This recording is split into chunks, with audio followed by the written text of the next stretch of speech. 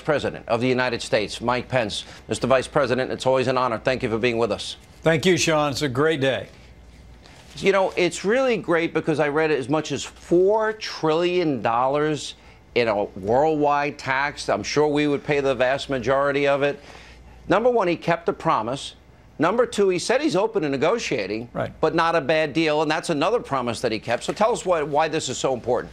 Well, you know, I always tell people it's the greatest privilege of my life to serve as Vice President to President Donald Trump. And one of the biggest reasons, this is a man who gets up every day to keep the promises he made to the American people. And by withdrawing today from the Paris Climate Accord, the President has demonstrated his commitment not just to keep his word, but to put American workers, American consumers, American energy, and the American people first. This was a bad deal from the moment it was signed by the last administration.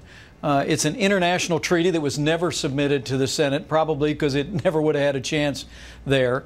This is an agreement that puts an enormous burden on American consumers, on the American economy, while allowing countries like India and China to virtually get off scot-free for a decade or more.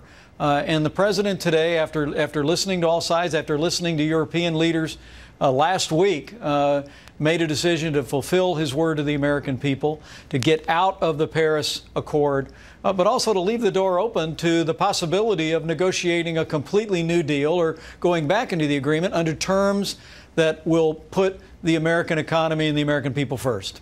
I think, well, I've actually been really fighting for my career lately, so I've been a little busy with other topics, but I think this is really the only show in America that has listed the president's accomplishments. And I noticed when he was in the Rose Garden today that he went through part of that list that never seems to get reported. What are you most proud of, and what do you see coming? Because I'm a little worried about the time frame, the legislative calendar, about getting a lot of these things done before the end of the year.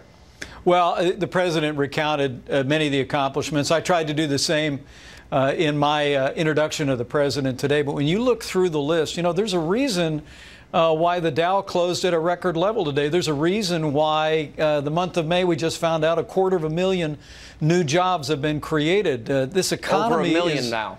It's remarkable, Sean. As I travel around the country, the confidence, the enthusiasm, I tell, you know, people from the shop room floor to the boardrooms in this country know that they've got someone in the Oval Office who gets up every day and is fighting for them and fighting for American free enterprise and for jobs for the American people. But the list is kind of hard to go through in a short period of time. 14